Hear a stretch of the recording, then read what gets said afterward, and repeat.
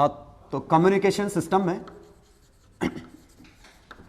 Communication means act of transmission of data. तो अगर data transmit होगा तो तीन चीजें, बेसिकली तीन एलिमेंट है कम्युनिकेशन के, एक ट्रांसमीटर, एक चैनल और एक रिसीवर। चैनल मतलब मीडियम, जैसे स्ट्रिंग वेव के लिए रस्सी चैनल का काम करेगी, साउंड वेव के लिए एयर, लाइट वेव के लिए मीडियम की जरूरत ही नहीं। यहां से आएगा मैसेज सिग्नल और यहां ये रिसीवर लेगा। बेसिकली हम जो कम्युनिकेशन में बात कर रहे हैं वो कम्युनिकेशन दरअसल दो तरह का है, वायर्ड और वायरलेस। और हमें जो डिस्कस करना है वो है वायरलेस कम्युनिकेशन। ठीक है, वायरलेस कम्युनिकेशन में भी कई तरह के कम्युनिकेशन है।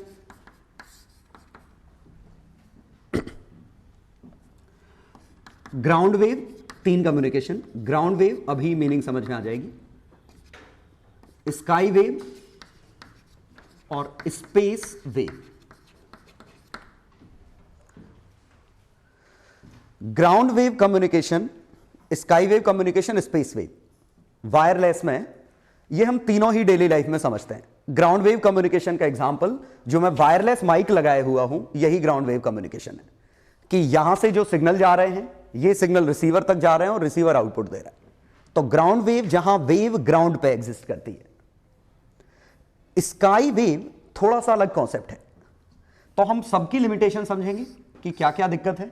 कि ग्राउंड वेव कम्युनिकेशन क्या है कि यहां से मैंने जरूर एंटीना लगाया, एंटीना से ये सिग्नल जा रहे हैं, ये रिसीव कर रहे हैं चीजें। ठीक है, हालांकि हमें, जैसे मैं जो वॉइस ट्रांसमिट कर रहा हूं इसके लिए मुझे एंटीना लगाने की जरूरत नहीं है क्योंकि बहुत ही छोटा सा काम है वो। लेकिन अगर आपको बड़ी रेंज पे कुछ मीटर्स पे भेजना है या किलोमीटर्स पे भेजना है तो वी नीड एंटीना। वजह, क्योंकि यहां से मैं जो सिग्नल भेज रहा हूं वो इन दीवालों से ब्लॉक हो गए, इस दीवार से ब्लॉक हो गए, इससे ब्लॉक हो गए। हम नहीं चाहते ब्लॉक हो तो किसी पर्टिकुलर हाइट पे हमें रखना पड़ेगा, तो किसी हाइट पे रखेंगे और ये ग्राउंड पे ट्रांसमिट होंगे। ऑब्वियसली इनमें बिल्डिंग्स वगैरह, अगर बीच में बिल्डिंग आ गई तो सिग्नल को ब्लॉक करेंगे, इसीलिए हम इसकी सफिशिएंट हाइट रखते हैं सो दैट बिल्डिंग्स का रोल ना आए। ठीक है, लेकिन इसके साथ अभी भी एक और दिक्कत है कि आप कितनी भी एंटीना की हाइट क्यों ना कर लो, मान लो बिल्डिंग का रोल नहीं भी आया, लेकिन आप इससे मैनी किलोमीटर्स तो नहीं ले सकते। मतलब आप इंडिया पे एंटीना लगा के अमेरिका पे सिग्नल नहीं भेज सकते। क्यों? वजह, आपने एंटीना यहां लगाया, इस एंटीना से जो सिग्नल जाएगा अर्थ का कर्वेचर तो कम से कम रोकेगा ही ना। मान लो बिल्डिंग के आपने काफी ऊपर लगा दिया, लेकिन और ये करने के लिए हम क्या करते हैं, किसी हिली एरिया पे टॉप पे लगा देते हैं सिग्नल, तो बिल्डिंग्स का लफड़ा खत्म हो गया, लेकिन अर्थ के कर्वेचर का तो लफड़ा अब भी है। इसीलिए इसकी मैक्सिमम रेंज कितनी आएगी, ये इस हाइट का फंक्शन है। और ये क्वेश्चन मेंस में अगर दो क्वेश्चन आएंगे तो उनमें से एक क्वेश्चन यही होता है कि साइज ऑफ एंटीना कितनी होगी कि रेंज इतनी हो, या रेंज दिया हो साइज ऑफ एंटीना दिया हो। तो पहले समझते हैं ग्राउंड वेव का क्या है, जहां हम earth as a medium use कर रहे हैं कि सिग्नल अर्थ की सरफेस पे ग्लाइड होके जा रहे हैं, तो earth to earth he signal है, ये ग्राउंड वेव कम्युनिकेशन है। और इसमें जो साइज ऑफ एंटीना होगी, ये वायर्ड था, तो साइज ऑफ एंटीना हम कैसे निकालेंगे, तो ये एंटीना हमारा हाइट h है, यहां से सिग्नल गया, और शायद इसका छोटा वर्जन आपको समझ में आ रहा हो कि अर्थ का कर्वेचर इसको ब्लॉक कर रहा है, तो हम इस फिगर की बात कर रहे हैं। तो हमें ये डिस्टेंस d निकालना है, ये 90 डिग्री, ये डिस्टेंस d, ये रेडियस r, ये रेडियस r, और ये डिस्टेंस d और ये डिस्टेंस d ऑलमोस्ट बराबर है, क्योंकि प्रैक्टिकली जो साइज ऑफ एंटीना है वो रेडियस के मुकाबले तो काफी कम होगी, 6400 किलोमीटर है अर्थ की रेडियस। तो और ये कैसे निकालेंगे, तो ये d और ये d सेम है, तो d की वैल्यू आ गई r प्लस h का whole square minus r square under root, ये 2rh प्लस h स्क्वायर बचा, और उस h स्क्वायर को निगलेक्ट कर दूं, तो आंसर आया √2RH। ये मैक्सिमम डिस्टेंस कितना ये सिग्नल जा सकता है वो हाइट की प्रॉपर्टी है और √2RH आंसर आता है। क्लियर? रेंज बढ़ाने के लिए हालांकि एक और जुगाड़ हम यूज कर सकते हैं कि हम इस कर्वेचर के बियॉन्ड भी जा सकते हैं। मान लो ये हमारा एंटीना है, अब सिग्नल तो यहीं रुक गए, हमें सिग्नल यहां चाहिए, क्या कर सकते हैं? एक और रिसीवर एंटीना लगा दो इधर। तो ये अगर हम रिसीवर एंटीना लगा दें HR, ये HT, तो रेंज बढ़ के कितनी हो जाएगी बता सकते हो? ये distance √2RH transmitter, √2RH receiver. कोई दिक्कत तो नहीं? कुछ ना दिया हो तो हाइट ऑफ रिसीवर 0 मानिए, अगर दी है तो ये लीजिए। तो ग्राउंड वेव के लिए हमने सिग्नल की बात की कि ये जो रेंज आएगी वो 2RH का √ आएगी और सिग्नल्स ऐसे मूव कर रहे हैं। ठीक है? और अगर ट्रांसमिट वो रिसीवर भी दे रखा है तो ये टर्म और जोड़ देंगे 2RH, इसका रिसीवर ट्रांसमीटर। तो ये तो एक पहला क्वेश्चन हो गया मेंस का जिसमें ये आता है और मेरे ख्याल से समझ में आ गया होगा। हाँ, तो इससे ये समझ में आया कि अगर आप बड़ी रेंज लोगे तो हाइट बड़ी आएगी, और हाइट अगर सेवरल किलोमीटर में चली गई तो, और इतना बड़ा हिली एरिया आसपास है नहीं, तो ये कम्युनिकेशन हमारा काम नहीं करेगा। तो इसकी रिस्ट्रिक्शन समझ में आ गई। हालांकि एक और छोटी सी और बहुत ही इंटरेस्टिंग प्रॉब्लम है इसके साथ कि हाँ, वैसे ही देखे होंगे आपने जो टावर लगे होते हैं, दूरदर्शन के टावर, FM के टावर, ठीक है? तो नॉर्मल जैसे FM AM के टावर ये यही होते हैं। तो ग्राउंड वेव मतलब AM मीन्स आकाशवाणी, जो कभी साफ नहीं चलता। ऑल इंडिया रेडियो बचपन में, तुम्हारे तो जमाने निकल गए, हमारे जमाने में चलता था। हम कमेंट्री सुनते थे, जो नॉर्मल ये रेडियोज आते थे, रेडियो में बड़ी मुश्किल से सरसराती हुई आवाज आती थी, उसमें कमेंट्री चलती थी ऑल इंडिया रेडियो पे। तो ऑल इंडिया रेडियो के बड़े बड़े एंटीने अलग अलग जगह रखे हुए हैं, ठीक है? अब तो आउटडेटेड हो चुके हैं, तो उन्हें AM कहते हैं, AM वेव्स। ठीक है? बहुत ही बुरी आवाज आती है, साफ आवाज नहीं आती। साफ आवाज ना आने की बड़ी सिंपल सी वजह है, अगर आप ग्राउंड वेव कम्युनिकेशन करोगे तो ग्राउंड के साथ इंटरफेरेंस होगा, कितना सारा मेटल बीच में मिलेगा, और जितना मेटल बीच में मिलेगा, मेटल इलेक्ट्रोमैग्नेटिक वेव के साथ इंटरफियर करेगा क्योंकि कंडक्टिंग इलेक्ट्रॉन्स हैं उसके साथ। तो इस वजह से ऑडियो क्वालिटी या जो भी क्वालिटी है उसमें नॉइस अच्छा खासा होता है। ठीक है? तो ग्राउंड वेव की प्रॉब्लम्स क्या हैं? पहला तो है noise due to interference of earth. दूसरा, इससे भी बड़ा, loss is proportional to frequency square. ये जरा समझते हैं, ये काफी इंटरेस्टिंग चीज है। अर्थ आखिरकार एक कंडक्टर है। अर्थ अगर कंडक्टर है और कंडक्टर में इलेक्ट्रोमैग्नेटिक सिग्नल जाएंगे, इलेक्ट्रोमैग्नेटिक सिग्नल मतलब वेरिएबल इलेक्ट्रिक फील्ड, और वेरिएबल इलेक्ट्रिक और वेरिएबल मैग्नेटिक फील्ड किसी कंडक्टर से जाएगी तो इंड्यूस्ड करंट मतलब एडी करंट बनेंगे, और अगर एडी करंट बनेंगे तो लॉस होगा। और एडी करंट की value rate of change of magnetic field पर डिपेंड करती है। जितनी ज्यादा फ्रीक्वेंसी उतनी तेजी से मैग्नेटिक फील्ड बदलेगा, उतने बड़े एडी करंट आएंगे, उतना ज्यादा लॉस होगा, उतना तेज एटीन्यूएशन होगा। एटीन्यूएशन मतलब लॉस विद डिस्टेंस, तो उतनी सिग्नल की क्वालिटी गिर जाएगी। मतलब प्रैक्टिकली हम यहां तक कर्वेचर का लफड़ा ही नहीं होता, उसके पहले ही सिग्नल की स्ट्रेंथ खत्म हो जाती है। ठीक है? Because earth is a conductor. तो अर्थ के कंडक्टर होने की वजह से हाई फ्रीक्वेंसी सिग्नल तेजी से एटेन्यूएट होते हैं। बहुत ही आसान सा है, जैसे मान लीजिए बगल में आपने संस्कार गार्डन में जब गाने वाने चलते हैं, तो जब हम ज्यादा डिस्टेंस पे होते हैं तो हमें धूम धूम ही सुनाई देता है, पतली वाली आवाज सुनाई नहीं देती। जब लार्ज डिस्टेंस पे आप साउंड सुनते हैं तो बेस इफेक्ट आपको ज्यादा दिखता है, ट्रेबल इफेक्ट कम हो जाता है। अब याद करिए, ट्रेबल मतलब हाई फ्रीक्वेंसी, तो सिग्नल वहां बराबर थे लेकिन दूर जाने पे हाई फ्रीक्वेंसी तेजी से खत्म हो गया, लो फ्रीक्वेंसी अब भी जिंदा है, इसीलिए हमें बेस का इफेक्ट ज्यादा दिखता है। क्लियर? तो इसीलिए बड़ी फ्रीक्वेंसी को ग्राउंड वेव से भेजना मुश्किल है। ऐसा नहीं कि भेज नहीं सकते, भेज सकते हैं, लेकिन रेंज ज्यादा नहीं आएगी। कर्वेचर के पहले वो एटीन्यूएशन की दिक्कत हो जाएगी। ठीक, तो उम्मीद है समझ में आ गया होगा। एक और बड़ी समस्या है इसमें, चलो वो हम अलग से बात करेंगे, अभी फिलहाल यही है। तो लार्ज फ्रीक्वेंसी के लिए हम इससे नहीं भेज सकते, सिंपल सी बात है। ठीक है, तो एएम के बाद हम आए एफएम पे। एफएम की फ्रीक्वेंसी और ज्यादा होती है, एएम की किलोहर्ट्ज में होती है, एफएम की मेगाहर्ट्ज में होती है, और ये स्पेस वेव गीगाहर्ट्ज के ऑर्डर का है। मतलब फ्रीक्वेंसी बढ़ती जा रही है और हमारा मोड बदलता जा रहा है। तो दिक्कत क्या थी, हाई फ्रीक्वेंसी के साथ यहां दिक्कत थी। तो अब हमें फ्रीक्वेंसी फिर भी ज्यादा भेजनी है, तो साइंटिस्ट ने बड़ी कर्री जुगाड़ ढूंढी कि ऐसे तो कर्वेचर का इफेक्ट आ रहा है और अर्थ से जब ट्रेवल कर रहा है तो दिक्कत हो रही है, क्योंकि जितनी ज्यादा अर्थ इन्वॉल्व होगी उतना ज्यादा लॉस होगा। तो साइंटिस्ट ने जुगाड़ क्या भेजी कि हम क्या करते हैं, इस सिग्नल को ऊपर आयनोस्फीयर में भेजते हैं और वो इसको रिफ्लेक्ट करके वापस भेजे तो हमारा काम हो जाएगा।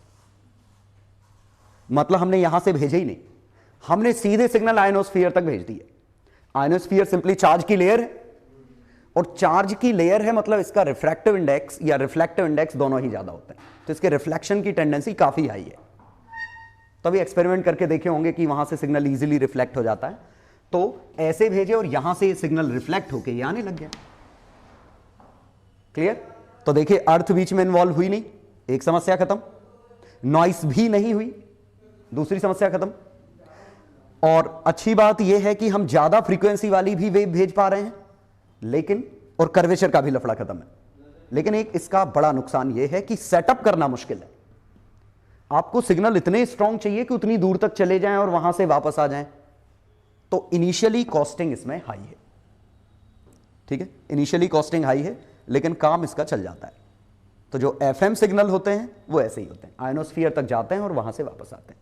वहां से वापस आते हैं तो जैसे मान लीजिए ये हमारा मेन स्टेशन है, ये रिसीविंग एंटीना है, ये एंटीना रिसीव करके फिर ग्राउंड वेव के फॉर्म में भेज देगा इनको। लेकिन यहां से यहां सिग्नल हम डायरेक्ट नहीं भेज रहे हैं, यहां से ऐसे भेज रहे हैं, फिर इसके बाद वापस से ग्राउंड वेव कम्युनिकेशन कर देंगे। ठीक है, महंगा काम है तो इसीलिए आसान नहीं करना। क्लियर? ग्राउंड वेव सस्ता काम है, ये हम कर सकते थे, लेकिन इसकी भी एक लिमिट है, क्योंकि अगर इसी से काम चल जाता तो हमें तीसरे की जरूरत नहीं पड़ती। तो फिर से यहां समस्या क्या हुई कि ये हर फ्रीक्वेंसी को रिफ्लेक्ट नहीं कर पाता, इसके रिफ्लेक्ट करने की एक लिमिट है, और कॉमन सेंस ये कहता है कि ज्यादा फ्रीक्वेंसी का पेनिट्रेशन पावर ज्यादा होगा, तो रिफ्लेक्ट करना उनको मुश्किल होगा। तो एक पर्टिकुलर फ्रीक्वेंसी तक ही रिफ्लेक्ट कर पाता है, और वो है अप टू 30-40 मेगाहर्ट्ज। कुछ मुझे याद नहीं, और ये याद रखना भी नहीं है, अप टू 30-40 मेगाहर्ट्ज तक ये रिफ्लेक्ट कर लेता है। बियॉन्ड दैट ये भी खत्म हो गया। तो हमने फिर तीसरी जुगाड़ ढूंढी, तो ये रिफ्लेक्ट नहीं कर रहा है, हम अपनी चीज वहां लगाएंगे जो रिफ्लेक्ट करेगा, और अपनी चीज क्या है, सिंपली सैटेलाइट।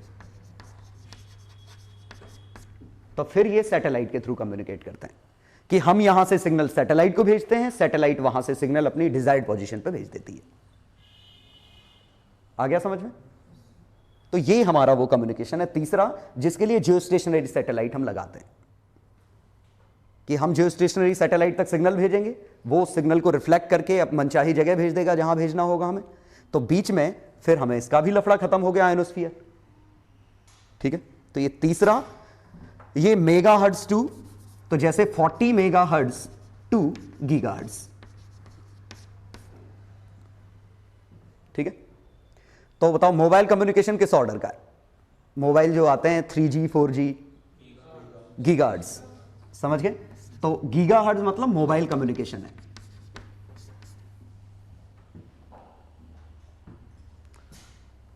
तो ये तो बेसिक चीज ये समझ में आई कि किलो हर्ट्ज है तो ग्राउंड वेव, लो फ्रीक्वेंसी के लिए इंटरमीडिएट फ्रीक्वेंसी मतलब मेगा हर्ट्ज के ऑर्डर, तो स्काई वेव, और मेगा हर्ट्ज से भी ऊपर निकल गया तो हमें नया कम्युनिकेशन स्पेस वेव की जरूरत पड़ेगी। और इसमें एक चीज सीखे, साइज ऑफ एंटीना। ठीक है, अगर अकेला ट्रांसमीटर दिया है तो √2HR, दोनों दिए हैं तो √2HR और एक और √2H-R, ये टोटल रेंज आ जाएगी।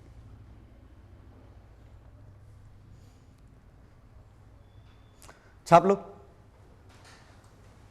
हाँ, और वायर्ड कम्युनिकेशन में कोई लफड़ा नहीं है। वायर्ड में wire as a medium use कर रहे हैं तो फ्रीक्वेंसी का लफड़ा नहीं है। वायर की बैंडविड्थ अच्छी खासी होती है। हाँ, इसे बैंडविड्थ कहते हैं। बैंडविड्थ मींस स्काई वेव की बैंडविड्थ क्या है, फ्यू मेगाहर्ट्ज टू 30 मेगाहर्ट्ज। कौन सी फ्रीक्वेंसी इससे भेजते हैं, इसकी 30-40 मेगाहर्ट्ज टू फ्यू गीगाहर्ट्ज, ये इसकी बैंडविड्थ है। और इसकी बैंडविड्थ कुछ किलोहर्ट्ज। अगला डिस्कशन, अगर हमें भेजना है तो हमें साइज ऑफ एंटीना चाहिए, रिसीविंग या ट्रांसमिटिंग दोनों एंटीना। और ये बहुत ही सिंपल सा है। मैं रिसीविंग एंटीना की बात कर रहा हूं वैसे, कि जो एंटीना हम रिसीव कर रहे हैं, रिसीविंग एंटीना सीधा यही होता है, एफएम का एंटीना देखा, तार पकड़ के खींच देते हैं, ये एंटीना है। और यहां से सिग्नल आके इस एंटीना पे चिपकने वाले हैं। ठीक है, और ये सिग्नल एंटीना पे गिरेंगे तो हम चाहते हैं कि ये सिग्नल का लॉस कम से कम हो इस एंटीना पे। तो क्या कर सकते हैं कि अगर हम इन सिग्नल का इस पे लॉस कम से कम चाहते हैं तो अगर ये सिग्नल इस एंटीना के साथ स्टैंडिंग वेव बना दें तो अपना काम हो जाएगा। कि अगर सिग्नल ने एंटीना के साथ स्टैंडिंग वेव बना दी तो एनर्जी लॉस नहीं होगी, कंस्ट्रक्टिव इंटरफेरेंस हो जाएगा। और अगर एंटीना ऐसा है तो कंस्ट्रक्टिव इंटरफेरेंस की कंडीशन यही है, ऑब्वियसली ये अकेली नहीं, ऐसी कही। तो अगर मिनिमम साइज पूछी होती तो साइज ऑफ एंटीना क्या आई, लेड L = odd λ/4, ये आई। तो मिनिमम साइज कितनी आई, odd λ/4। हाँ, ये λ/4, 3 λ/4, 5 λ/4, तो मिनिमम साइज आई λ/4। कौन से एंटीना की, ये हमारा जो सादा वाला एंटीना होता है, या इसे कहूं मोनोपोल एंटीना। लेकिन अगर डाइपोल एंटीना होता, डाइपोल एंटीना होता है ऐसा, ये टावर है। और हां, इसमें भी समझिए एंटीना जो होता है ना वो टावर, ये एंटीना नहीं है, एंटीना इसके ऊपर होता है। घर के आसपास जहां भी टावर लगे हों कम्युनिकेशन के, एंटीना ये नहीं है, एंटीना ये है, ऊपर होता है एक। ऐसे ही डाइपोल एंटीना ये है कि यहां पे ऐसे लगा होता है। तो ये हमारा ऐसा है और इसमें आया समझ में।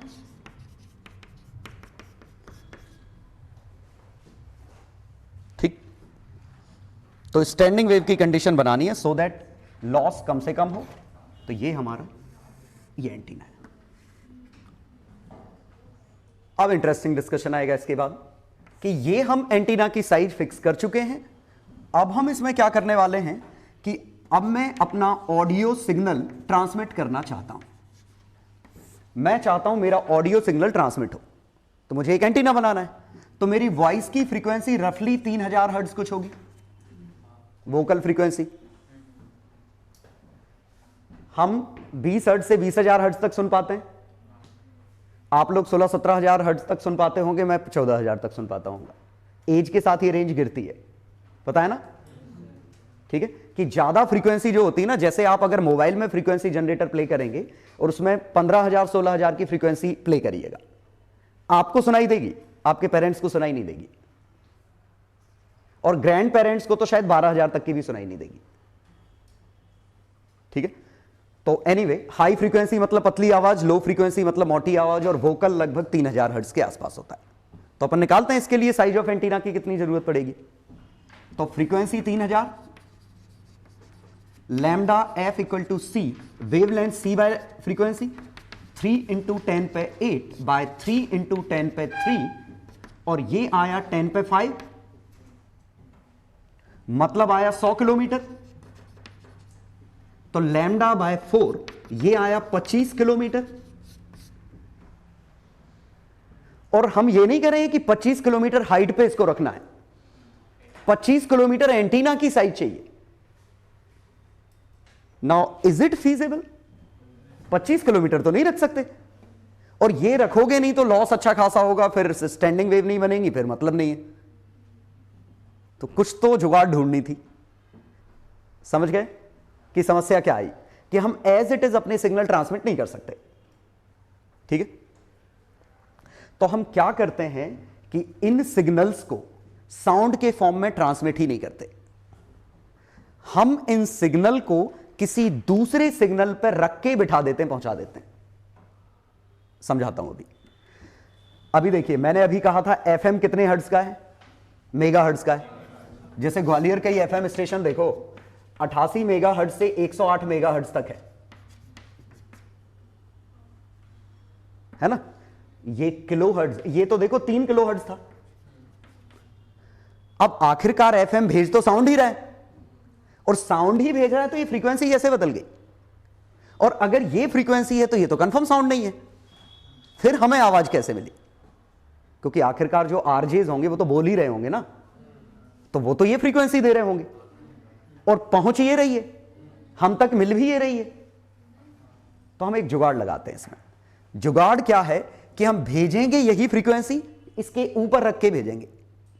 अब ऊपर रखने का मतलब आपको कुछ देर बाद समझ में आ जाएगा कि हम फ्रीक्वेंसी ट्रांसमिट ये करते हैं क्योंकि एंटीना ये डिसाइड करेगा।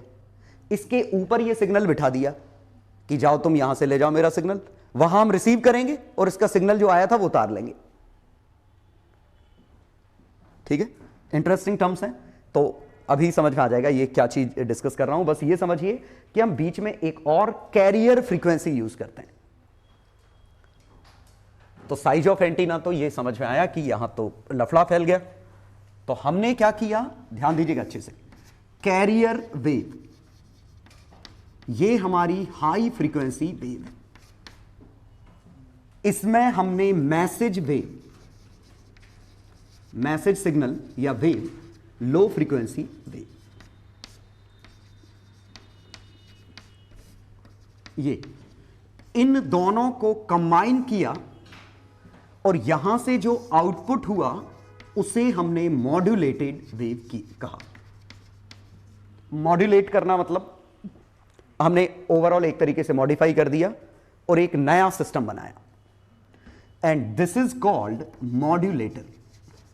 और मॉड्यूलेटर का दूसरा नाम, मॉड्यूलेटर ये है ना, पूरा नाम मॉडेम। मॉडेम नाम सुना है सबने? ये मॉड्यूलेटर, डीमॉड्यूलेटर, मॉडेम दोनों काम एक साथ करता है। ये मॉड्यूलेट भी करता है, डीमॉड्यूलेट भी करता है। तो ये मॉड्यूलेटेड वेव, ये हाई फ्रीक्वेंसी वेव है। ठीक है, और ये चैनल से होके आई।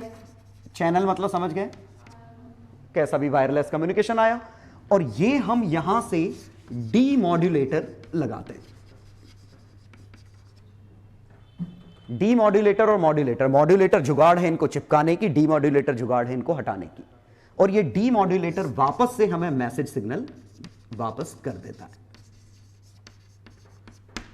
ठीक है, तो जो मॉडेम होता है, हमेशा इंटरनेट के साथ मॉडेम होता है, इवन टेलीफोन लाइन के साथ मॉडेम होता था।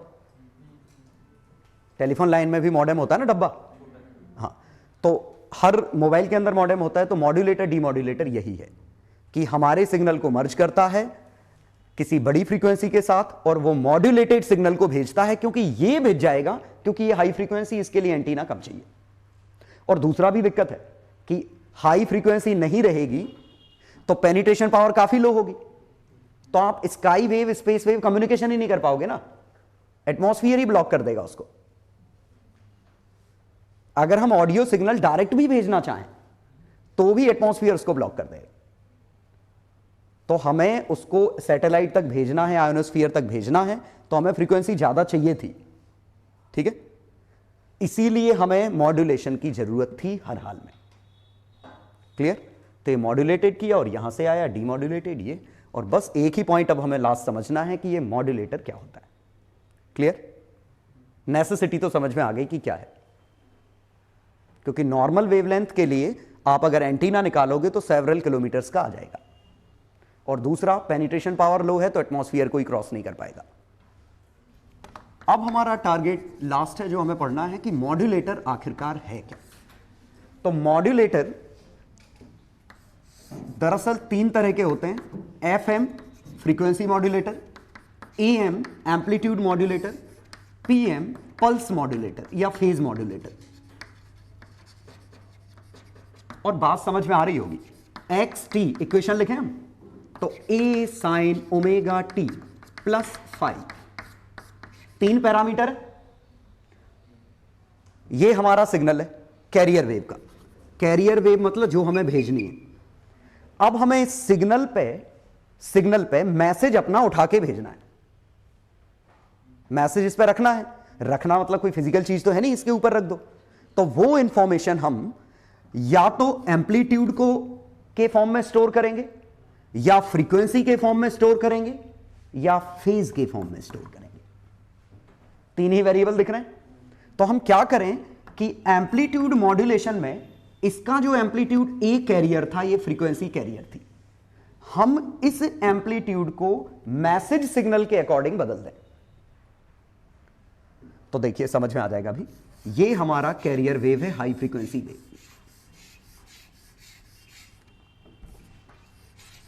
ये कैरियर वेव है। मैसेज वेव हमारी ये थी, ये मैसेज वेव। अब अगर इसका एम्पलीट्यूड इसके हिसाब से बदल दिया जाए, तो बदल दिया जाए मतलब अगर मैं रिप्लेस कर दूं AC को AM sine omega m t इस तरीके से, बाकी एज इट इज रहने दूं, तो ये जो हाइट पहले AC कांस्टेंट थी, अब वो हाइट फ्लक्चुएट करेगी किन दो के बीच में, AC प्लस AM से AC माइनस AM के बीच में। और वो फ्लक्चुएशन की फ्रीक्वेंसी कितनी होगी, ओमेगा m। ये फील आ रहा है कि जो फ्लक्चुएट होगा वो इस फ्रीक्वेंसी से होगा। तो इन दोनों को कंबाइन करके अगर कोई मुझे सिग्नल ऐसा बना के दे दे, देखें तो यहां पे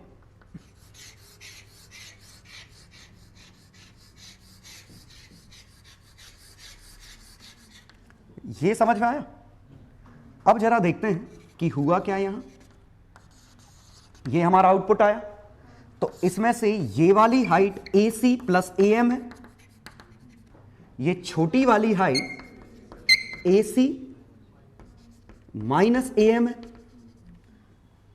फ्रीक्वेंसी अभी भी इसकी फ्रीक्वेंसी कितनी है, F कैरियर ही है,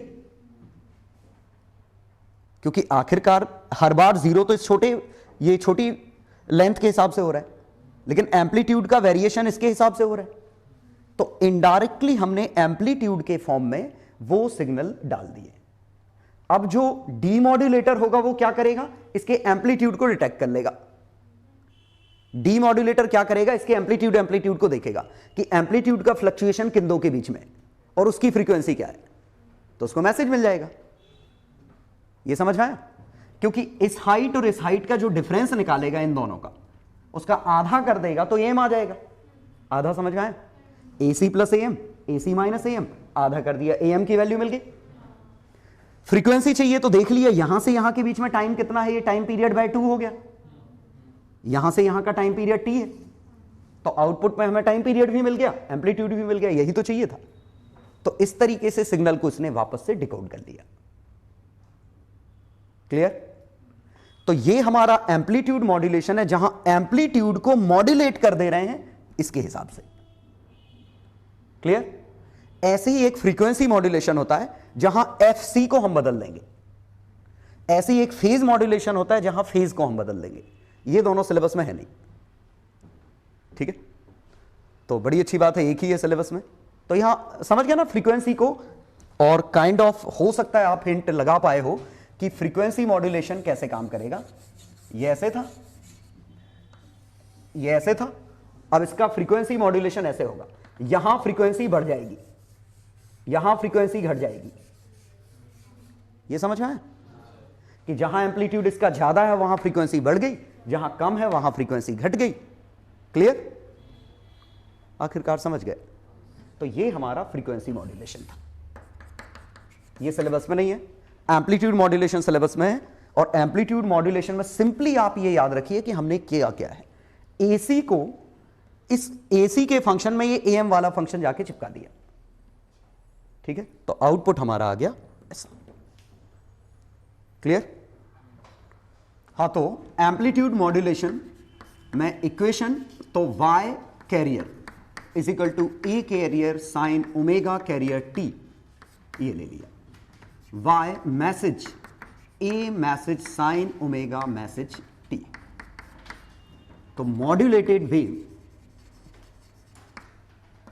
y modulated is equal to a c plus A m sine omega M t into sine omega C t. अब इसको एक्सपांड करो, a c sine omega C t लिख सकता हूं। अब a m sine omega C T में C D formula लगा दूं, ए एम बाय 2 दोनों के साइन है तो कॉस में बनेगा, तो sine omega C minus omega M T plus pi by 2। क्या फर्क पड़ता है, क्योंकि कॉस है या साइन है, वेव तो सेम है ना। माइनस ए एम बाय 2 और माइनस ए एम को भी प्लस लिख लूं, sine omega M plus omega C T plus 3 pi by 2। Omega C plus omega, वैसे फर्क नहीं पड़ता ऑर्डर में, क्या फर्क पड़ रहा है। ये 3 पाई बाय 2 समझ में आया, माइनस का पाई अंदर भेज दिया।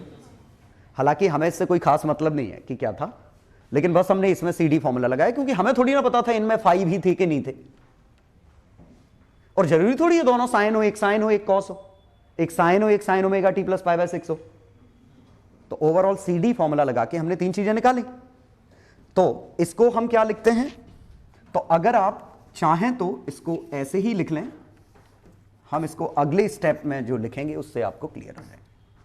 अगले स्टेप में मैं इसको क्या लिखूंगा, sine A C omega C T plus A M by 2 sine omega C minus omega M T plus 5 plus A M by 2 sine omega C plus omega M T plus 5।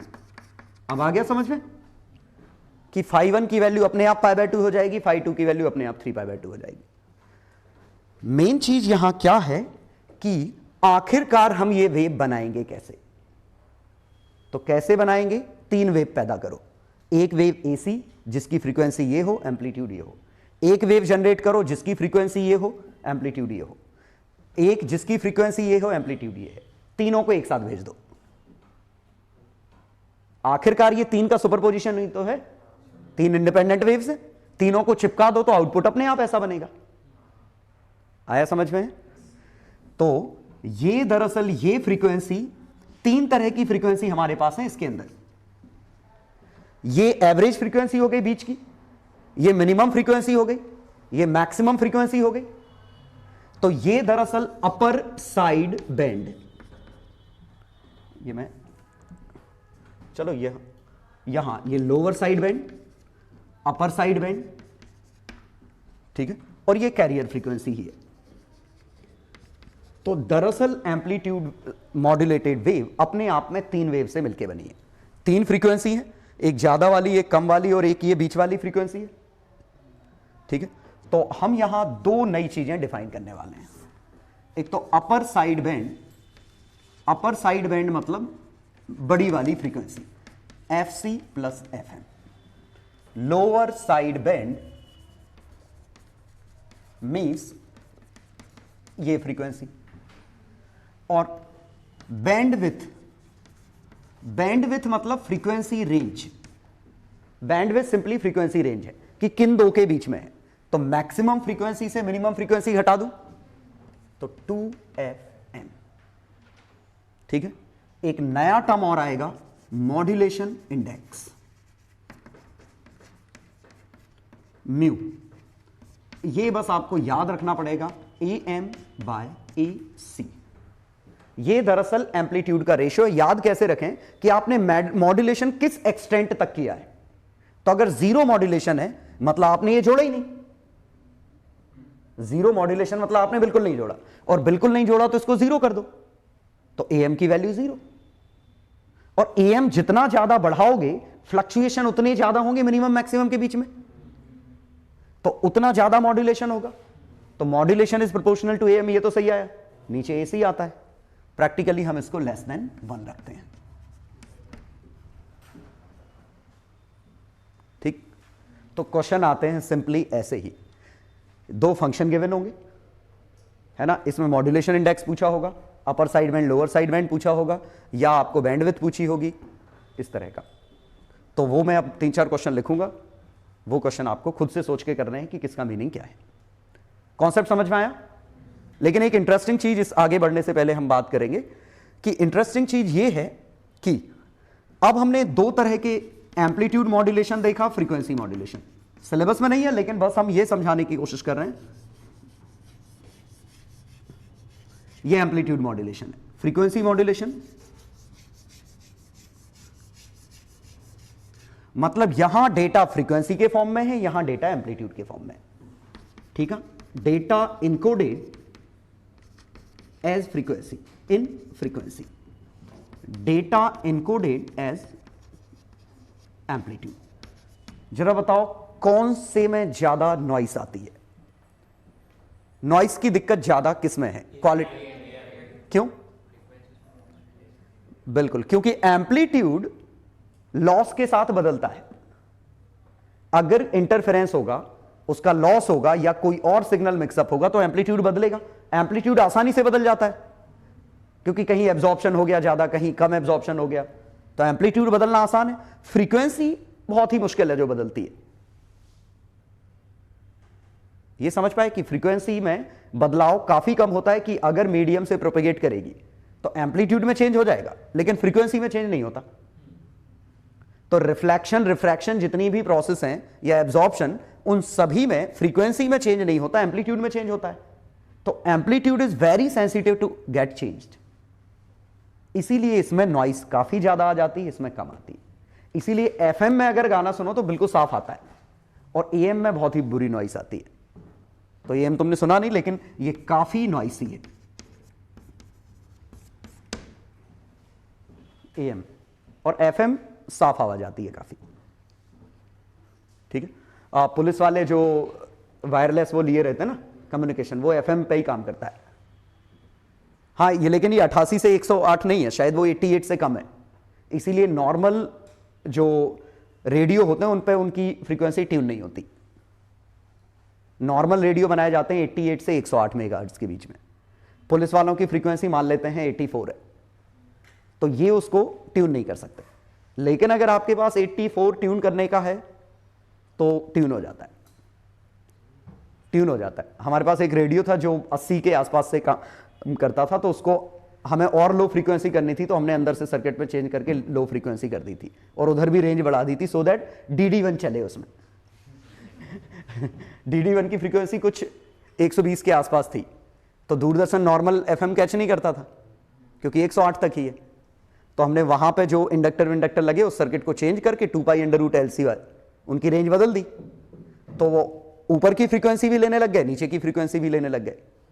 तो TV भी चलती थी, और कभी कभी police वालों की भी आवाज आ जाती थी।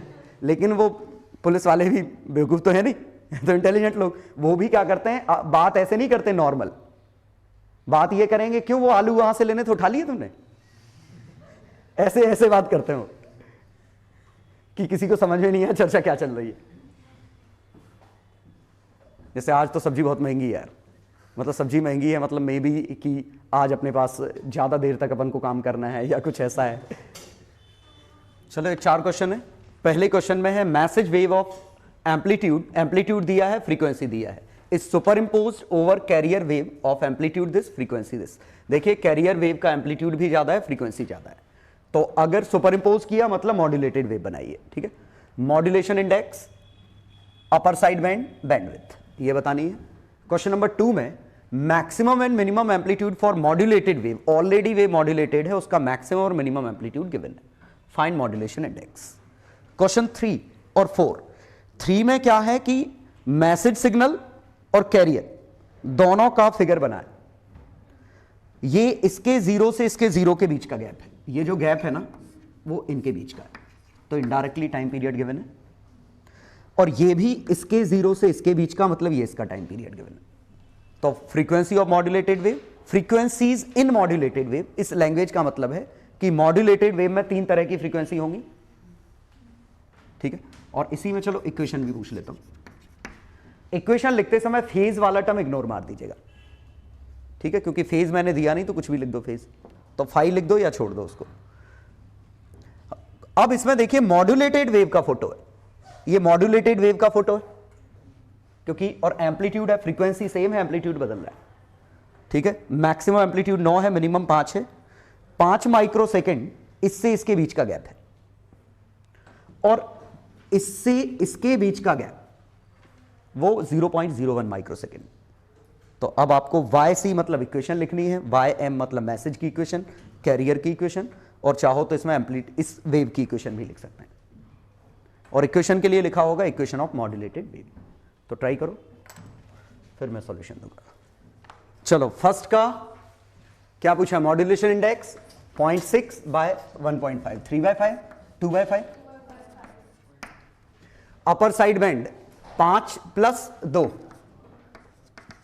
5002 किलोहर्ट्ज, और ये 4 किलोहर्ट्ज बैंडविड्थ, क्योंकि एक 5002 आएगा, एक 4998 आएगा, इन दोनों का डिफरेंस, और एक 5000 आएगा। ये 3 वेव्स हैं। चलो सेकंड क्वेश्चन में मैक्सिमम मिनिमम एम्पलीट्यूड ये दे रखा है, तो AC + AM की वैल्यू 8 है, AC - AM की वैल्यू 6 है, जोड़ दो तो AC की वैल्यू 14, AM की वैल्यू 7, इसकी वैल्यू 1, ठीक है। तो आंसर आ गया 1/7। चलो थर्ड क्वेश्चन,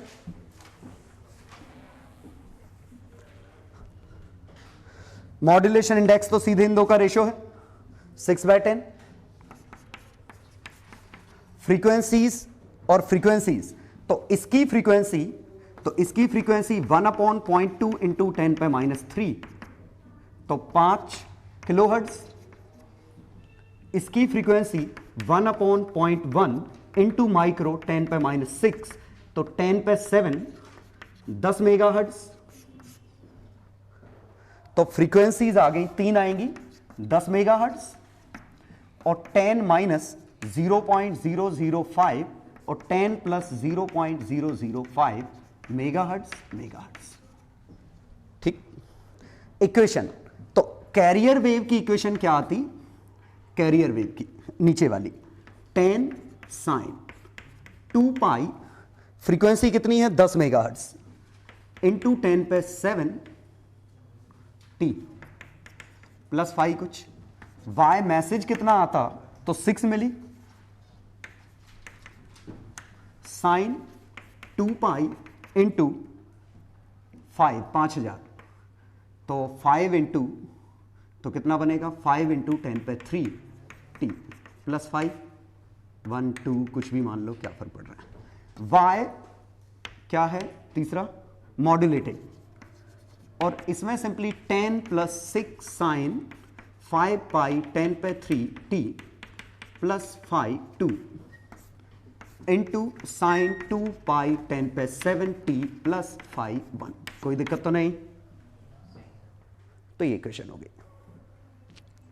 लास्ट क्वेश्चन में ऑलरेडी मॉड्यूलेटेड वेव दे रखी है, तो ये 9 जो लिखा है वो AC + AM की वैल्यू है, और AC - AM की वैल्यू है 5, तो A कैरियर 9 और 5 14 7, A मॉड्यूलेटेड 2 वोल्ट।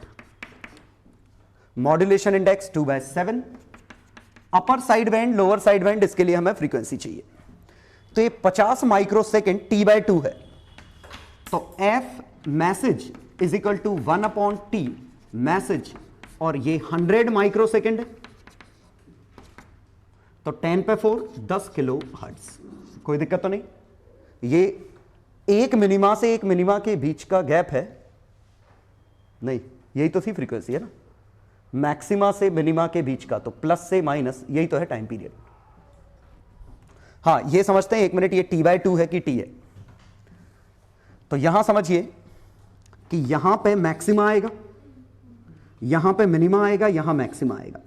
तो मैक्सिमा से मिनिमा और फिर मैक्सिमा, ये ऐसे बनता। तो दो मैक्सिमा के बीच का गैप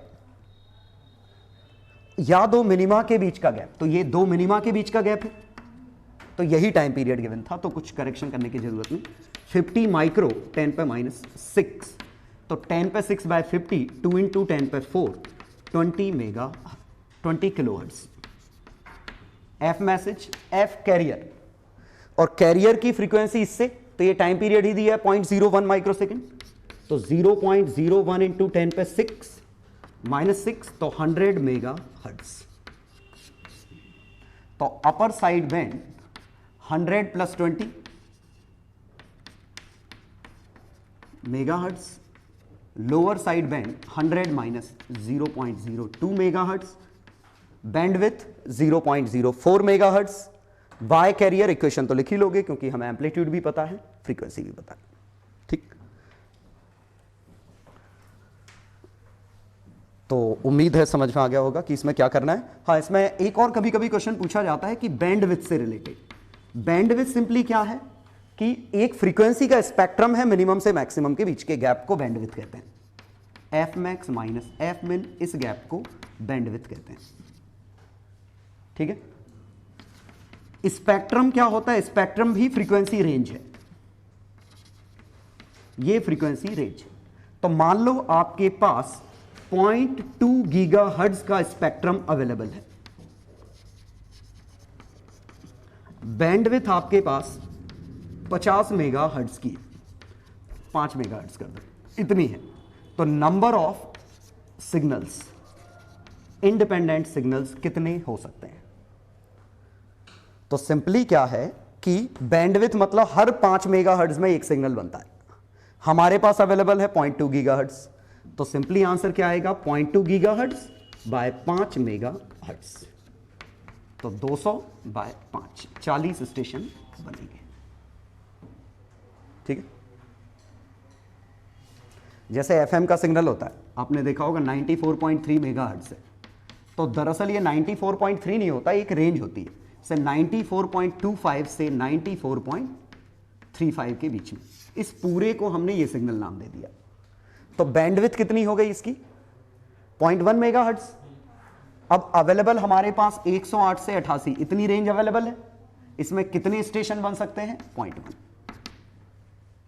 आ गया समझ में कि हर एक सिग्नल के लिए कितनी रेंज चाहिए, कितने अवेलेबल था, नीचे क्या रेंज चाहिए, उससे डिवाइड कर दो, तो आपको नंबर ऑफ इंडिपेंडेंट स्टेशंस आ जाएंगे या सिग्नल्स आ जाएंगे, ठीक। तो एक शीट मिलेगी, इसको मैं शीट शेयर कर दूंगा। उस शीट में जो क्वेश्चंस हैं होंगे 20-25, तो आराम से कर लेना, उनके बाहर कुछ नहीं आएगा। चलो, स्टैटिस्टिक्स में मीन और डिविएशन दो चीजें हैं। मीन मतलब एवरेज है, डेटा का सेंटर है, डिविएशन मतलब डेटा का फैलाव है, कहां से कहां के बीच में। तो मीन में एक हमारा है सिंपली एवरेज, तो sigma x I by N, ये इसी को सिग्मा अगर F I X I by sigma F I, common sense लिखा है। दूसरा हमारा है आरएमएस, आरएमएस है सिग्मा एक्स आई का होल स्क्वायर बाय एन का अंडर रूट, ठीक है। तो बेसिकली मीन में हमें एवरेज, आरएमएस यही चाहिए। डिविएशन में एक रेंज आएगा, रेंज मतलब मैक्सिमम माइनस मिनिमम। दूसरा क्वार्टाइल रेंज तो शायद सिलेबस में होगा नहीं, तो standard mean deviation, mean deviation आएगा sigma x I minus x bar mod by n, and this term is called x bar. Average ही एक्स बार है। तो मीन डिविएशन क्या है? हर डेटा में से उसका मीन हटाओ, मॉड लो अपॉन एन, ठीक जो एरर एनालिसिस में करते हैं एग्जैक्टली ये वही चीज है। और अगर फ्रीक्वेंसी है तो F I X I minus x bar by N, ठीक। और ये mean deviation is least about, ये किस पॉइंट के अबाउट मिनिमम आएगा? कि इस मेन डिविएशन की मिनिमम वैल्यू किस पॉइंट के अबाउट आएगी, तो ये आएगी मीडियन के अबाउट। हाँ, इसमें मीडियन और मोड भी थे। Median, mode. मोड मतलब मोस्ट फ्रीक्वेंट डेटा, मीडियन मतलब मिडिल डेटा, और when data is arranged. Median क्या है, डेटा एक असेंडिंग ऑर्डर में अरेंज है, अब उसका बीच का कौन सा आएगा, ठीक है, वो मिडिल डेटा है। मोड क्या है, जो सबसे ज्यादा फ्रीक्वेंट हो, तो ये हमारा मोड है, ठीक है, नाम जानते होगे। मीन डिविएशन मिनिमम आता है मीडियन के अबाउट। ये सीधे ऐसे सोच लो कि न्यूमरेटर जब मिनिमम आएगा, क्योंकि डिनोमिनेटर तो कांस्टेंट है, न्यूमरेटर जिस पॉइंट के अबाउट मिनिमम आएगा वही मिनिमम होगा, ठीक है। और ये मिनिमम किस पॉइंट के अबाउट आएगा, तो वो जरा समझो। मैंने अगर क्वेश्चन लिखा x माइनस 3.5 x माइनस 7, इसकी मिनिमम वैल्यू किसके अबाउट आएगी, तो क्या करते हैं हम, चित्र बनाते इसका फोटो बनाते, तो 7 से बड़े पे ऐसा याद करो, फिर ऐसा 7 से 5 के बीच में, 5 से 3 2, ऐसा कुछ बनता, तो ये मिनिमम कहां आता है, इस डेटा के बीच पे ही आएगा। तो ऐसे मल्टीपल अगर बहुत सारे डेटा होते तो ये मॉड का ग्राफ बनता है ऐसे, तो मिनिमा कहीं आता जहां बीच में, तो बीच में कौन सा इनको असेंडिंग ऑर्डर में अरेंज करते, जो बीच में आता, ठीक है। अब इवन और ऑड तो वो कांस्टेंट ही हो जाएगा ना बीच में, आ गया समझ, कि अगर इवन ऑड हो गया तो वो ग्राफ बनते बनते बनते ये कांस्टेंट बन जाएगा, कांस्टेंट नहीं बनेगा तो कुछ ऐसा बनेगा। क्लियर। तो मीडियन के अबाउट मिनिमम आता है। तीसरा आया मीन डिविएशन के बाद क्या है, स्टैंडर्ड डिविएशन। स्टैंडर्ड डिविएशन, और स्टैंडर्ड डिविएशन क्या है, एक्स आई में से एक्स बार का होल स्क्वायर का एवरेज का अंडर रूट। इसी को हम रूट मीन स्क्वायर डिविएशन भी कहते हैं, डिविएशन के स्क्वायर का मीन का रूट, तो इसी को हम रूट मीन स्क्वायर डिविएशन भी कहते हैं। और नाम जैसे कि आपको पता है हम उल्टे ऑर्डर में करते हैं, पहले डिविएशन निकालो, फिर स्क्वायर करो, फिर मीन लो, फिर अंडर रूट लो। This is called standard deviation, ठीक है। ये स्टैंडर्ड मीन डिविएशन है।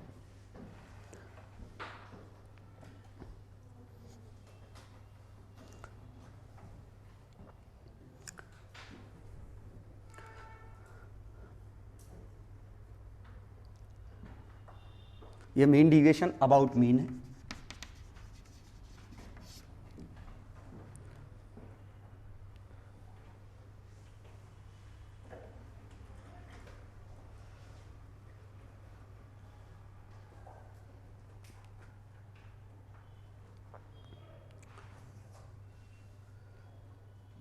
तो ये स्टैंडर्ड डिविएशन ही आता होगा जो, क्या तो अंदाज लगा लो ग्रुप डेटा में क्या दिक्कत है, तो कॉमन सेंस है। किसका ग्रुप डेटा चाहिए, तो वो आएंगे, आते लिखा है? मुझे लगता नहीं कि ये आएगा, वो FI प्लस समथिंग करके ऐसे, हाँ हाँ है तो कॉमन सेंस, लेकिन सही में बताना पड़ेगा, नहीं बताता हूँ। चलो हो गया, बढ़िया। देखते हैं अभी जो मेन चीज है वो ये है। हाँ, मेन चीज क्या है कि आपको यहां फॉर्मुलेज याद नहीं करने हैं, बस आपको सिंपली क्या समझना है कि मीन डिविएशन या deviation about some assumed mean, assumed mean, तो ये बनेगा एक्स आई माइनस ए का मॉड सिग्मा बाय एन। और इस root mean deviation, mean square deviation sorry, about assumed mean a, तो this is x I minus a का whole square by n whole under root. बस main ये चीज समझना है। और ये है minimum when a equal to median, और ये minimum when a equal to mean, मतलब एक्स बार। बस दो चीजें हैं इसमें मेन, कि ए की वैल्यू मीडियन होगी तो ये मिनिमम आएगा, और ए की वैल्यू जब मीन होगी तब ये मिनिमम आएगा। ठीक है, और ये निकालने का तरीका क्या है?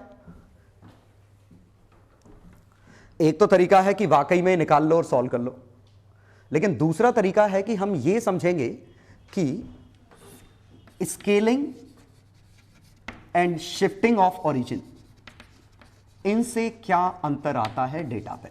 ये दो टर्म, स्केलिंग मतलब हर डेटा को k टाइम्स कर दिया। ठीक है, तो इसको मैं सिंबल क्या दूं?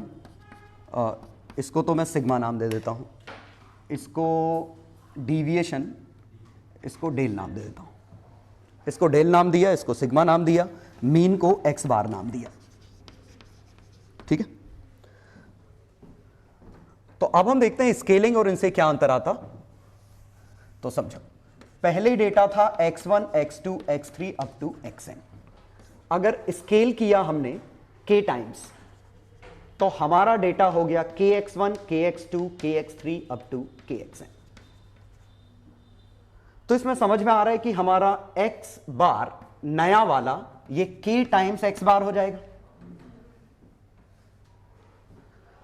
डेल बार नया वाला ये k टाइम्स डेल हो जाएगा।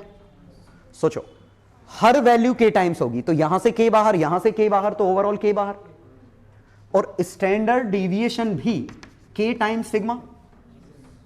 और अगर मैं इसमें वेरिएंस भी डिफाइन करूं, तो वेरिएंस स्टैंडर्ड डिविएशन का स्क्वायर है, तो variance will be equal to k square.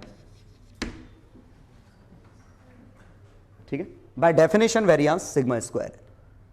तो ये तो स्केलिंग का असर आया, जो कि कॉमन सेंस है, क्योंकि हर जगह k टाइम्स होगा, तो यहां से k स्क्वायर करके बाहर निकलेगा। अगर अंडर रूट नहीं लगा है तो k स्क्वायर बाहर है। ठीक है, एक मिनट मत लिखो, ये स्केल किया। अब हम क्या करते हैं, x1 में कुछ a जोड़ देते हैं, x2 plus a, x3 plus a, मतलब ये शिफ्टिंग ऑफ ओरिजिन है। सभी में अगर a जोड़ देते तो हमारे मीन में भी a जुड़ जाता, लेकिन जो ही मैं ये वैल्यू निकालूंगा तो इसमें भी a जुड़ेगा, इसमें भी a जुड़ेगा, क्योंकि आपका मीन भी खिसक जाएगा, एज्यूम्ड मीन भी डेटा खिसक जाएगा, ये भी खिसक गया। दोनों बराबर खिसके डिफरेंस कट गया, दोनों बराबर खिसके डिफरेंस कट गया, दोनों बराबर खिसके डिफरेंस कट गया, तो फर्क ही नहीं पड़ेगा। और लॉजिकली बिल्कुल बात सही है। एक हमारा डेटा यहां था, हमने पूरे डेटा को 10 यूनिट खिसका दिया यहां, तो जितना फैलाव है फैलाव तो उतना ही रहेगा ना।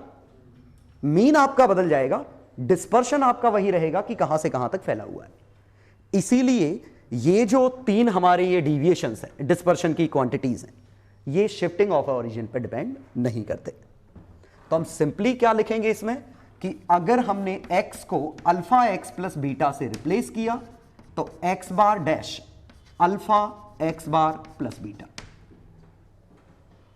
मीन तो सीधे सीधे ऐसे बदल जाएगा, लेकिन सिग्मा डेल वेरिएंस, तो sigma dash will be alpha times sigma, alpha times del, alpha square times del, beta का कोई रोल नहीं। ये सबसे कॉमन क्वेश्चन है इस टॉपिक में। सबसे कॉमन ये पूछा जाता है कि हमने डेटा को कुछ टाइम्स किया और ये किया, तो किस क्वांटिटी पे क्या अंतर आएगा। ठीक है, चलो अब इसकी यूटिलिटी क्या है। ये शिफ्टिंग ऑफ ओरिजिन की मेन यूटिलिटी तो ये है कि कभी कभी डेटा काफी हत्यारा है, जैसे xi दिया था मान लीजिए 125, 150, 175, 200 और 250 ऐसा डेटा था। ठीक है, fi फ्रीक्वेंसी 1 2 1 2 2 ये फ्रीक्वेंसी। अब हमें मीन वगैरह सब कुछ निकालना होता। अब दिख रहा है ये बड़ी कैलकुलेशन है, खासकर जब इनकी स्क्वायर करोगे तो और बड़े आएंगे। तो हम क्या करते हैं कि नया एक yi डेटा ले लेते हैं, और जो कि xi बाय 25 -5 है, ये समझ में आया? 25 से डिवाइड करो 5 बनता, उसमें से 5 घटा दो 0 बनेगा। ये कितना बनेगा 1, ये कितना बनेगा 2, 3, 5, 225 मिसेंगे 250 से सीधे ये बनता। अब हम क्या करते, इस yi का एवरेज हमारे लिए निकालना बिल्कुल आसान हो गया। एवरेज दिस इंटू दिस 0 +2 +2 4 6 10 और 10 20 और एवरेज 2 2 4 2 6 2 8 20/8 सही है ना? 20/8 था, 8 था सॉरी 20/8 था। ठीक है, तो कितना बना 2.5 एवरेज ही आया।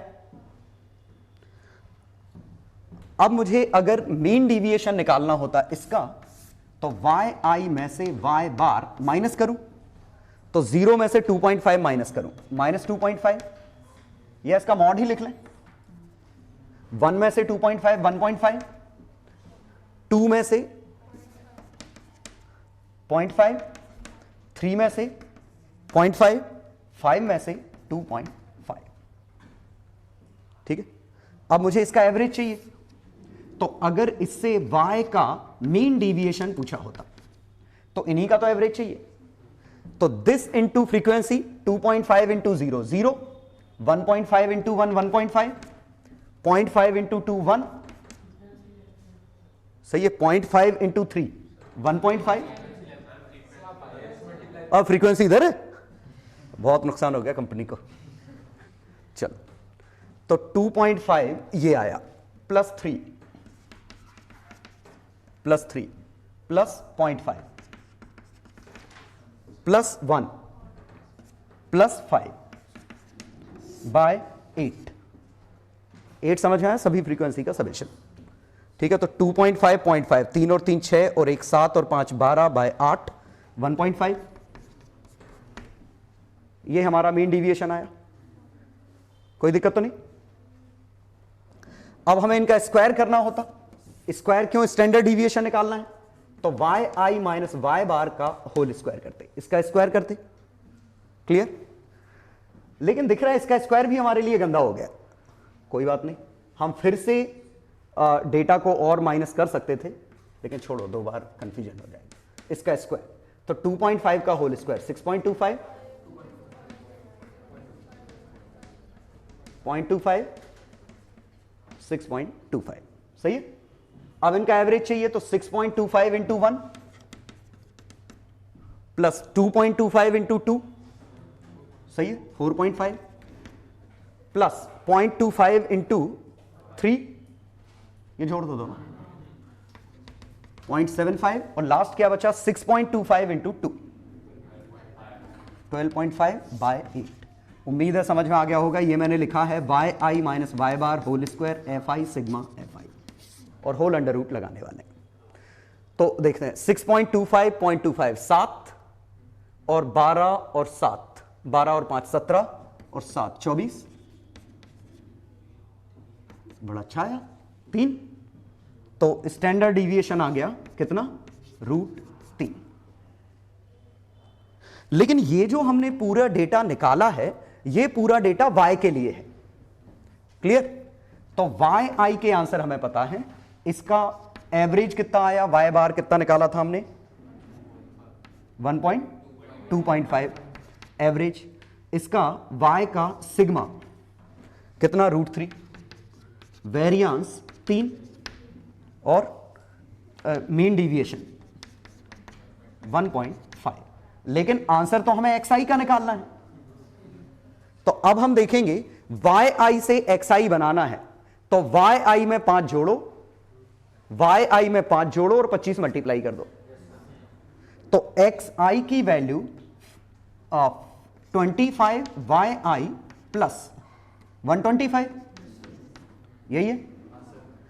अब मीन में तो दोनों का असर आएगा, तो 25 गुना एवरेज हो जाएगा और 125 जुड़ेगा। तो 25 गुना एवरेज, 25 का 2 गुना 50 5.5 50.5, तो 170.5। ये तो हमारा x बार निकला है। बाकी तीनों में इस 125 से कोई असर नहीं आने वाला है। बाकी तीनों में जो असर आएगा किसका 25 का, तो 25 गुना कर दो बस। तो इसका सिग्मा 25√3, इसका वेरियांस 3√3, सॉरी 25 इंटू 3 75, और इसका मीन डिविएशन 1.5 इंटू 3, ये आंसर आ गया, इंटू 25 सॉरी, ये आंसर आ गया। अप्रोच समझ में आई? अब इस पूरे में कैलकुलेशन में सबसे गंदे कैलकुलेशन किसके गए थे? स्टैंडर्ड डिविएशन, क्योंकि पहले वो वैल्यू निकालो, क्योंकि क्या हुआ, एक तो घटाया तो वैसे ही डेटा बुरा हो गया, और अब उसको स्क्वायर करोगे तो और बुरा हो जाएगा। क्लियर? इसीलिए हम क्या करेंगे कि उसको निकालने की एक अलग से जुगाड़ देख लेंगे। बाकी के लिए तो ये है ही, मतलब संघर्ष करके आंसर निकालना हमेशा एक सॉल्यूशन है कि निकाल सकते हो, ठीक है। लेकिन पहली जुगाड़ हमने क्या देखी कि डेटा को छोटा कर लो, तो ऑरिजिन शिफ्ट कर दो, स्केलिंग कर दो, डेटा छोटा हो जाएगा, कैलकुलेशन आसान पड़ेंगे, ठीक। और नए डेटा के आंसर हैं, पुराने डेटा में कन्वर्ट कर लेंगे। दूसरा हम जुगाड़ क्या देखेंगे कि स्टैंडर्ड डिविएशन के लिए एक फॉर्मूला निकाल लेंगे, ठीक। हाँ, इसमें ये 25 का स्क्वायर है, ठीक। चलो, अब इसी में हम ये बात करते हैं कि अगर हम ये आसानी से निकाल लें स्टैंडर्ड डिविएशन, तो स्टैंडर्ड डिविएशन का फॉर्मूला है xi माइनस एक्स बार का होल स्क्वायर का sigma by n under root, whole under root. तो मैं स्टैंडर्ड डिविएशन का स्क्वायर लिख रहा हूं, न्यूमरेटर को खोलता हूं, sigma xi square sigma x bar square minus 2x sigma xi x bar by n। कोई doubt? a square b square 2ab। अब इसमें हम ये लिखेंगे कि सिग्मा xi बाय n ही तो x बार है, तो इसको मैं सेपरेट करूं तो देखिएगा, यहां सिग्मा xi स्क्वायर का n अलग कर दिया, सिग्मा x बार का स्क्वायर बाय n अलग कर दिया, इसमें से x बार कॉमन निकाल सकता हूं, 2x बार कॉमन निकाला, सिग्मा xi बाय n ये सेपरेट किया, ठीक है। और ये सिग्मा xi बाय n ही तो x बार है, सिग्मा xi अलग किया, सही है ना? हाँ, एक अपॉन n भी था, ठीक है ना? नहीं, अपॉन n ट्रांसफर कर चुका हूं। ये क्या बना, x बार का होल स्क्वायर बाय n, और ये xi भी 2x बार का होल स्क्वायर बाय n, तो sigma xi by n minus sigma x bar का होल स्क्वायर बाय n। ये 1 था, ये -2 है, ये जो चीज लिखी है उसी की दुगनी ये लिखी है, माइनस में ही आया, और सिग्मा x बार कांस्टेंट बाहर निकल आएगा, तो ये n times x bar square लिखा है। सोचो, जैसे सिग्मा 1 की वैल्यू n होगी ना, तो सिग्मा x बार की वैल्यू, x बार तो कांस्टेंट है, ये होगी। तो फाइनली ये हमारा n कट गया, ये आया, ओवरऑल अंडर रूट ले लूं तो स्टैंडर्ड डिविएशन ये आया, और अब मैं इसको थोड़ा अंग्रेजी में बोल दूं तो हमें आसान लगेगा, ये स्क्वायर्स का एवरेज, एवरेज ऑफ स्क्वायर्स, ये है स्क्वायर ऑफ एवरेज। सोचो,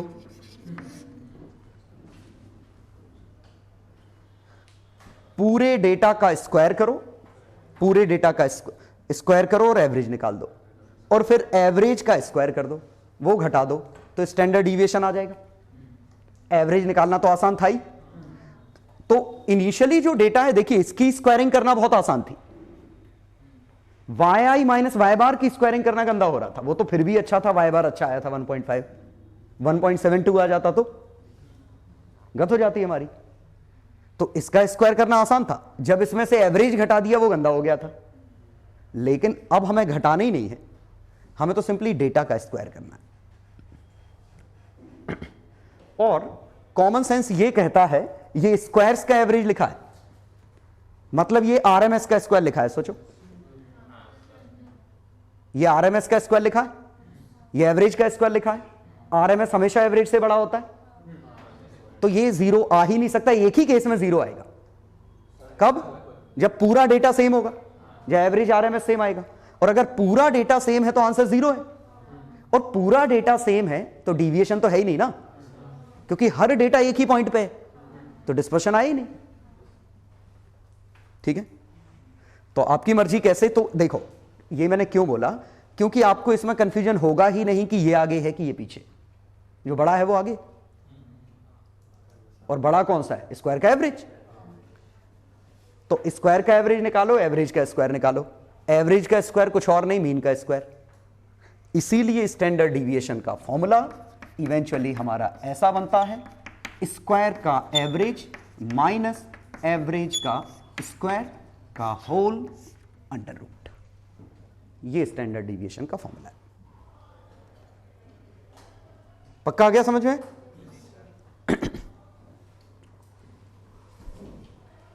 और यूटिलिटी भी कि हमने ये फॉर्मूला क्यों निकाला, क्योंकि अब हम निकालते तो हमारे लिए कितना आसान हो जाता। जैसे इसी क्वेश्चन के लिए वाई आई का स्क्वायर निकालते, तो वाई आई का स्क्वायर क्या बनता? 0, 1, 4, 9, 25।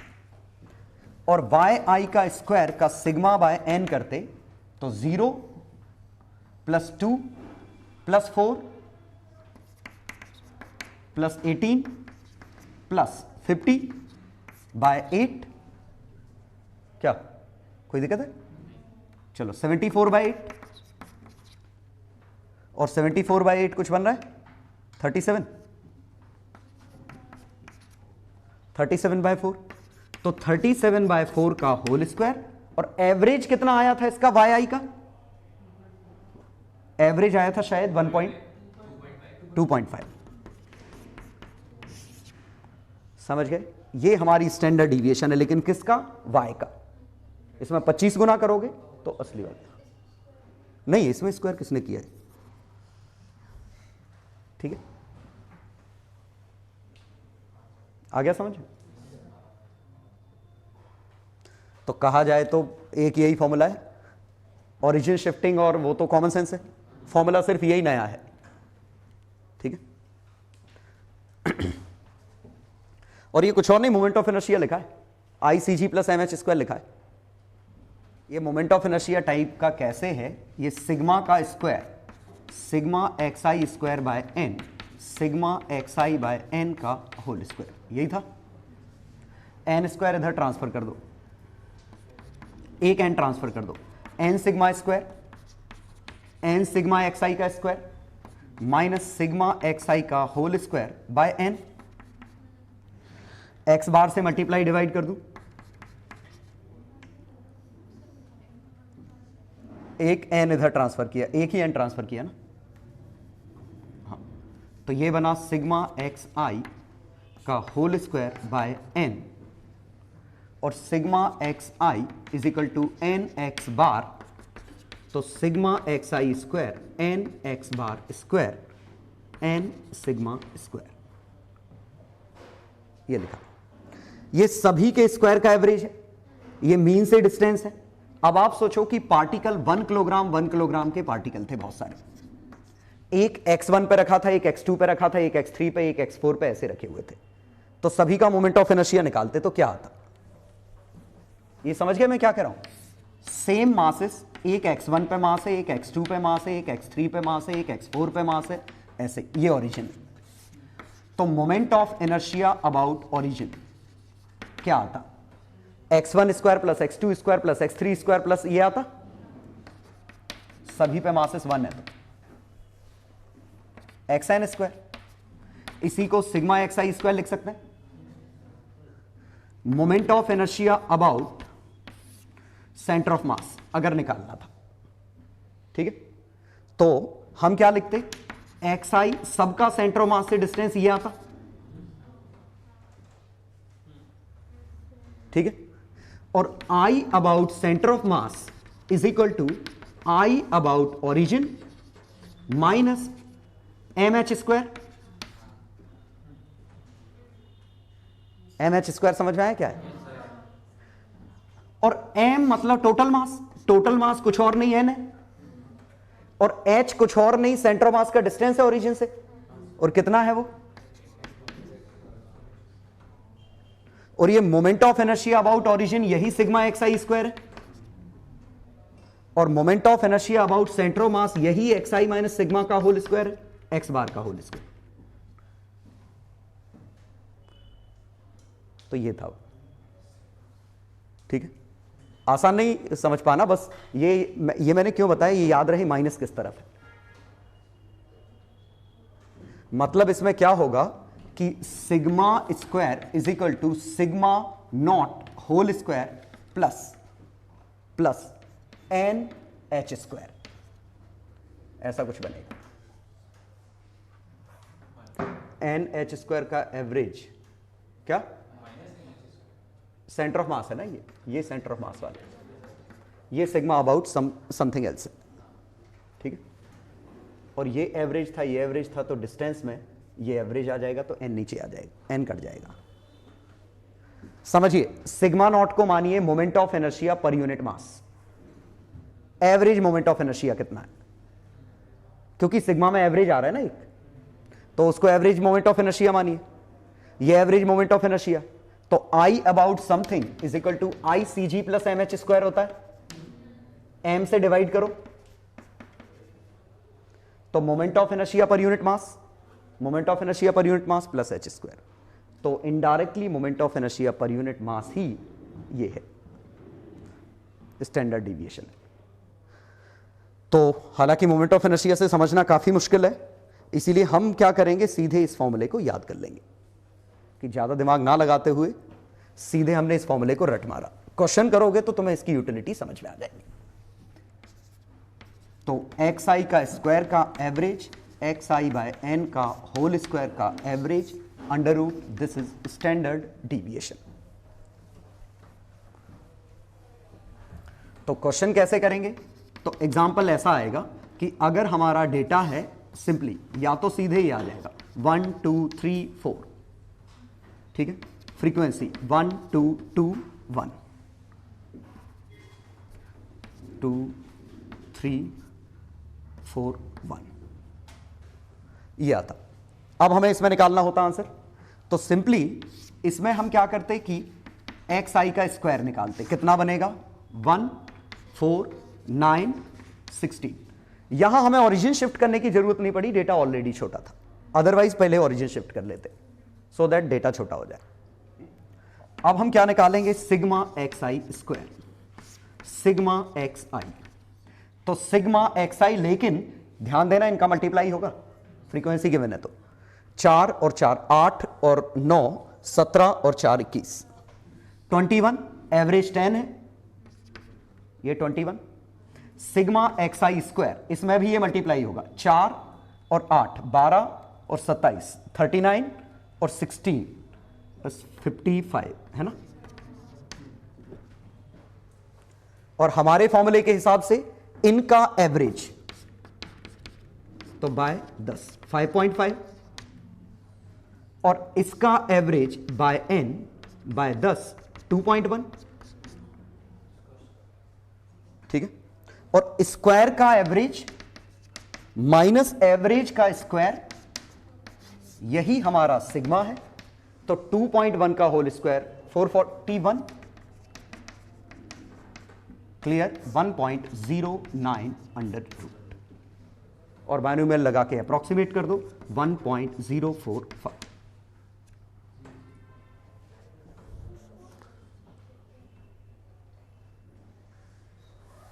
ठीक है। और अगर वेरिएंस पूछा है तो यही है, अंदर वाली चीज वेरिएंस है। तो क्वेश्चन में पहला टाइप क्वेश्चन डेटा दे रखा है, तो पहले सिंप्लीफाई करो डेटा इफ नीडेड, फिर ये करो।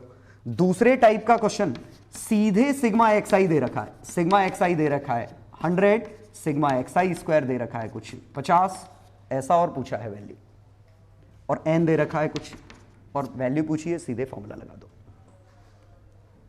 तो ये दो तरह के क्वेश्चन आते हैं मेनली, कि ये पूरा सिग्मा करके दे लेते हैं या डेटा दे देते हैं, ठीक है। तो कर लोगे। हाँ, लास्ट डिस्कशन है कि प्रोबेबिलिटी में इसकी क्या यूटिलिटी है। तो जैसा मीन वेरिएंस यहां निकाल रहे हैं वैसे ही मीन वेरिएंस प्रोबेबिलिटी में भी निकलता है। तो प्रोबेबिलिटी में होता है एक रैंडम वेरिएबल x, और x के करस्पॉन्डिंग प्रोबेबिलिटी दी रही होती है, प्रोबेबिलिटी ऑफ x। अब x वो कुछ भी हो सकता है, ठीक है। जैसे मान लीजिए x था outcome when pair of coins are tossed, और आउटकम क्या है, मतलब नंबर ऑफ हेड्स, ये दे रखा है। पेयर ऑफ कॉइन टॉस किए तो हेड पे क्या क्या पॉसिबिलिटी बनी थी, या तो एक भी हेड ना आए, या एक हेड आ जाए, या दो हेड आ जाए। क्लियर? एक भी हेड ना आए इसकी प्रोबेबिलिटी 1/4, एग्जैक्टली एक हेड आए तो 2c1 इंटू 1/4, और दोनों पे हेड आ जाए 1/4, या गिन लो HT TH HH। तो इसके दो केस बने, इसका एक केस। तो ये हमारा x रैंडम वेरिएबल हो गया। x क्या है? Is a number. x एक नंबर है एसोसिएटेड, उसकी प्रोबेबिलिटी ये है।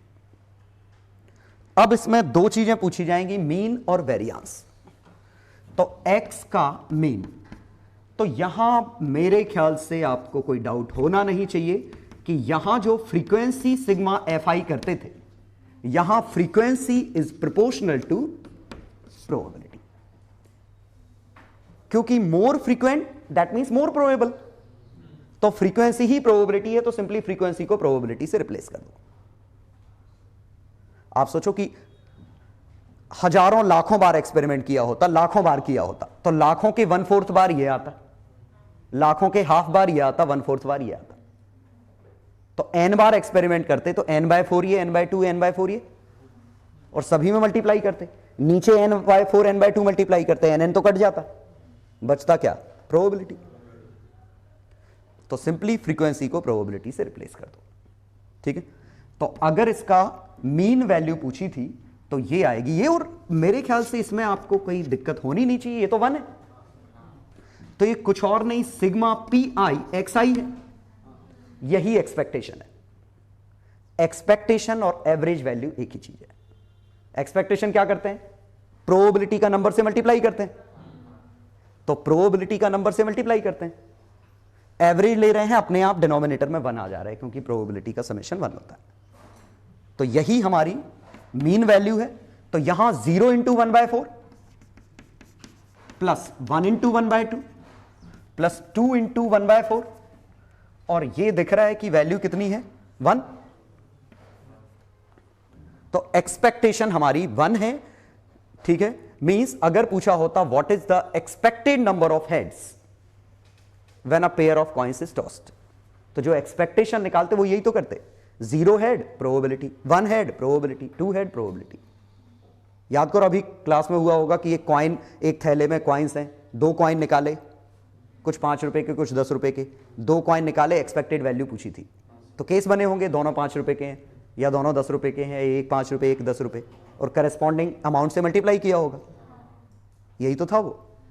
तो यहां भी वही चीज है, ठीक है। तो ये हमारा क्या आया? मीन।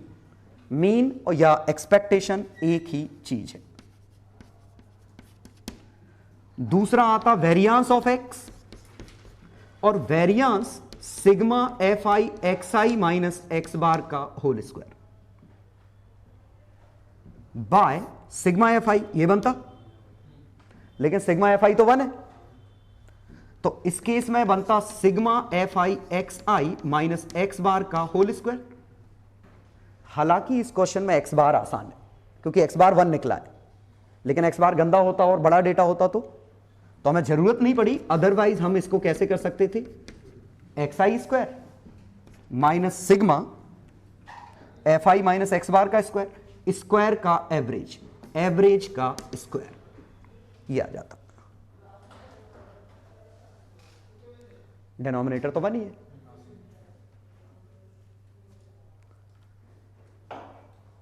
ठीक, और ये सॉल्व करना है तो पहला पार्ट तो आपको निकालना पड़ेगा, फिर आप क्या करेंगे? XI का स्क्वायर लेंगे, तो XI का स्क्वायर 0 1 4, और स्क्वायर का एवरेज 0 इंटू 1/4 1 इंटू 1/2, 4 इंटू 1/4, तो 1 3/2,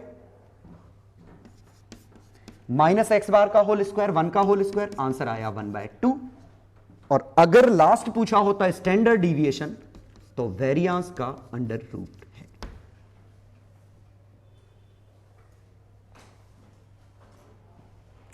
ठीक,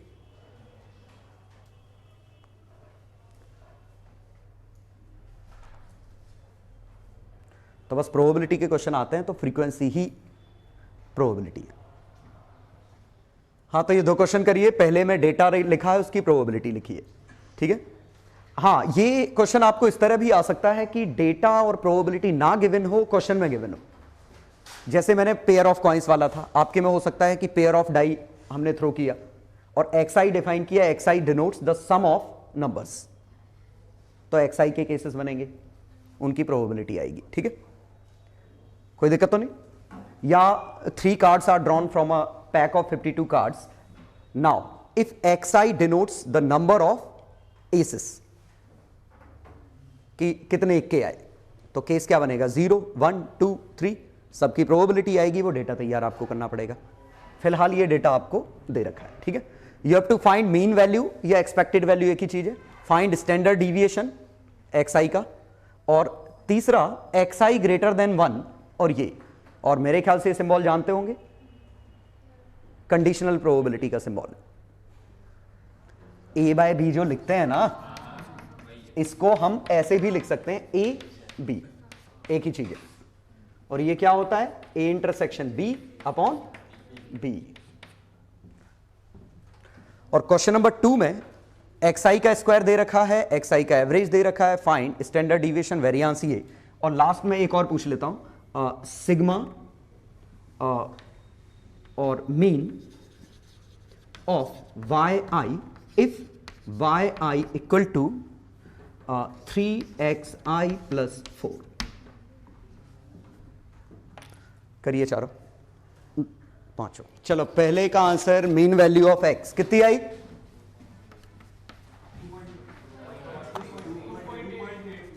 2.8। स्टैंडर्ड डिविएशन 1 रूट इतना ही, तो ये अंडर रूट इतना अच्छा आ गया, 1.16 आया था ना, ओके। चलो अगला, ये क्या लिखा है ऊपर लिखा है इनका इंटरसेक्शन, नीचे आएगा सैंपल स्पेस, तो इंटरसेक्शन मतलब p x equal to 2 x equal to 3, और नीचे आएगा x equal to 3 x equal to 4, और इनका x लेस देन और इक्वल टू 3 है, 1 2 3, तो ऊपर आएगा 2 और 3 वाला, तो प्रोबेबिलिटी न्यूमरेटर आएगा 0.5, डिनोमिनेटर आएगा 1 2 3 0.7, 5/7। चलो, क्या कोई दिक्कत है, किसका, क्यों, प्रोबेबिलिटी पूछी है ना, एक्सपेक्टेशन थोड़ी पूछी है, ये तो प्रोबेबिलिटी की वैल्यू पूछी है। ऐसे pxi इक्वल टू 4 पूछा होता तो सिर्फ यही आएगा ना 0.3। चलो, सेकंड में स्क्वायर्स का एवरेज माइनस एवरेज का square under root is equal to sigma. Square का एवरेज 20, एवरेज का स्क्वायर 9, कितना आया, √11। तो पहले का आंसर √11, दूसरे का आंसर 11, चौथे का आंसर x इक्वल टू 2 पे अगर हम मीन डिविएशन निकालना चाहें, रूट मीन डिविएशन, तो ये टर्म चाहिए, इसका अंडर रूट लेंगे, तो ये दोनों एक ही क्वेश्चन हो गए।